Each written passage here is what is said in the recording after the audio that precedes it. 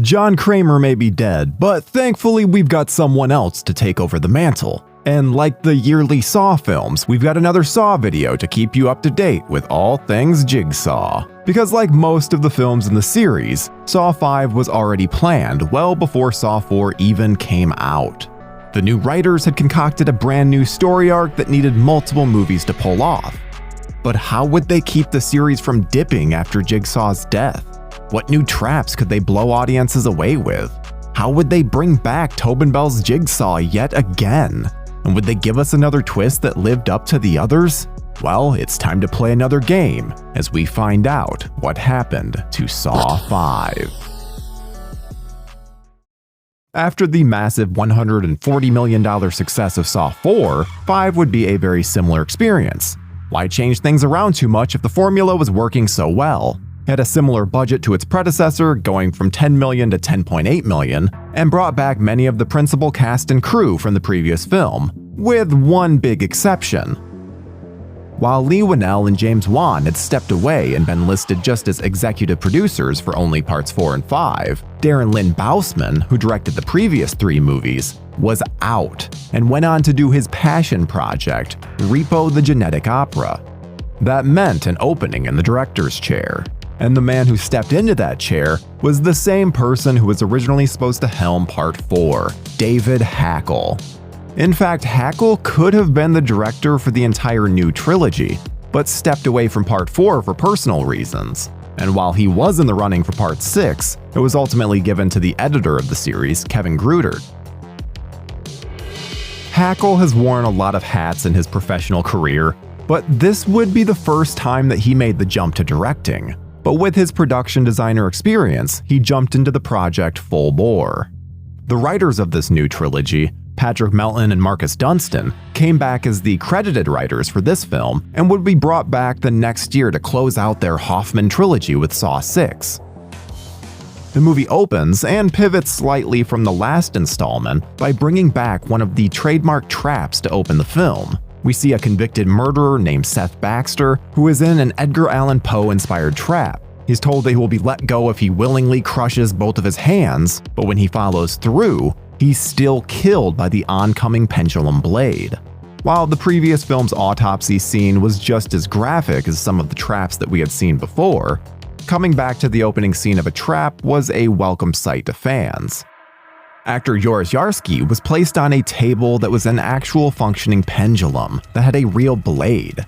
It worked exactly as it was designed to, but had simple replacements made to protect the actor.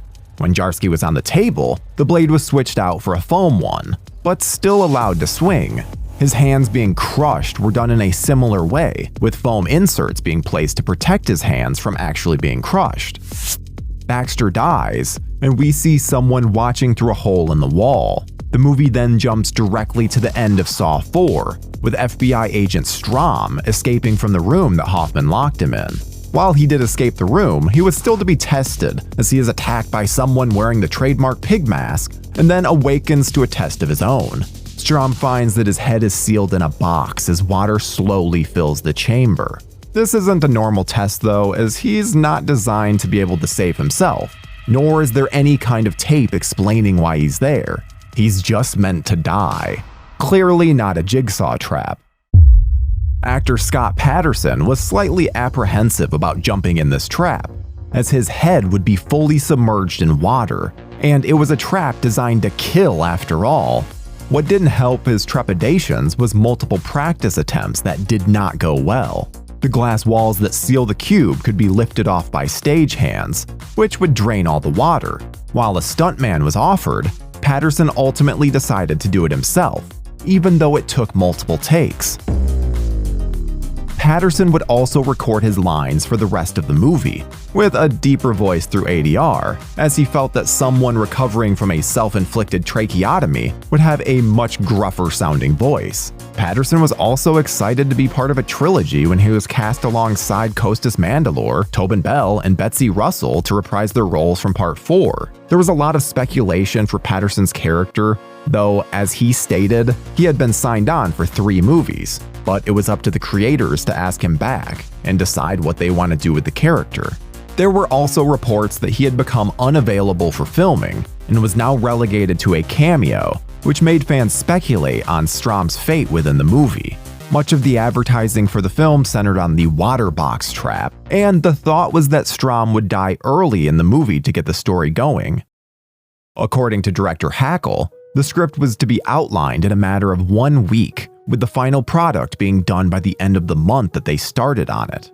Even with ideas that would last for 3 or more movies, there was always room to change things, and that's exactly what happened. Hackle explained that while they always tried to work off the original scripts for the series, there were constant tweaks and changes that were made to make the overall product better, and this was no different with him in the director's chair for Part 5.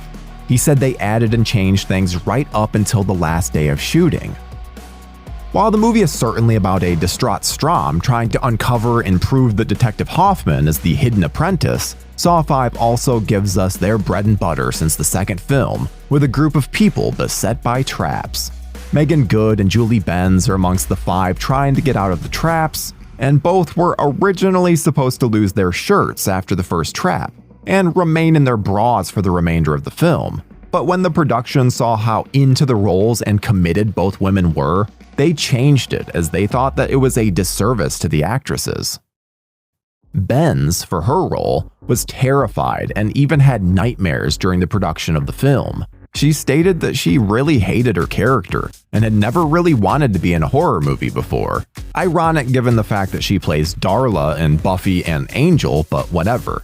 She went on to explain that she may not even watch the movie. While horror wasn't her favorite genre by any stretch, she really appreciated how the director worked, including his use of storyboards on set. While we get the typical traps and evasion, the movie primarily follows the story of Hoffman and Strom. While the characters in the film are led to believe that Strom is the secret apprentice, the audience learns about halfway through that it's actually Hoffman. It was he that killed Baxter, because Baxter killed his sister years earlier, and got off on a technicality.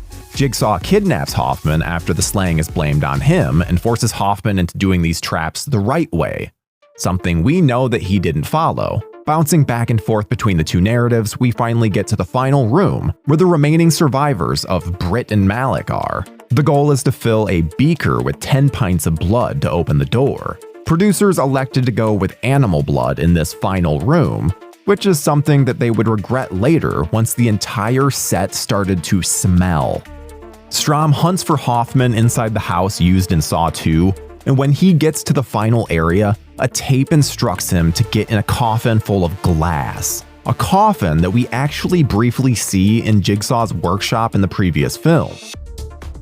Hoffman enters the room, and after a struggle, he is thrown into the glass coffin, where he lives, Strom dies, and Hoffman is free of suspicion as a Jigsaw apprentice. The death scene of Strom being crushed by walls closing in was actually suggested by the director's son, and the entire event was news to actor Scott Patterson. The effects team approached him to make casts of his arms, and Patterson asked what the reason was. Bemused, the special effects lead told Patterson that his character was going to be killed off at the end of the movie. So much for sticking around the whole trilogy. Before we continue with our video, here's a reminder to click the Store tab on any of our JoBlo channels and browse our collection of the latest and freshest designs in our merch store. Go get you some. Saw 5 was filmed in Toronto over the course of 41 days in March and April of 2008. It would release in the United States in October that same year. Like many in the franchise, the film was critically panned, but still got the job done with audiences, pulling in over $118 million on its $10.8 million budget. Home video sales would add another $28.8 million, which gave us gorehounds just a little bit more of the red stuff. This success, of course, allowed for the Saw train to keep rolling, and the producers immediately started to work on a 6th outing. Because some of the lowest scores in the series to date was never going to stop this juggernaut of a franchise. And that is what happened to Saw 5.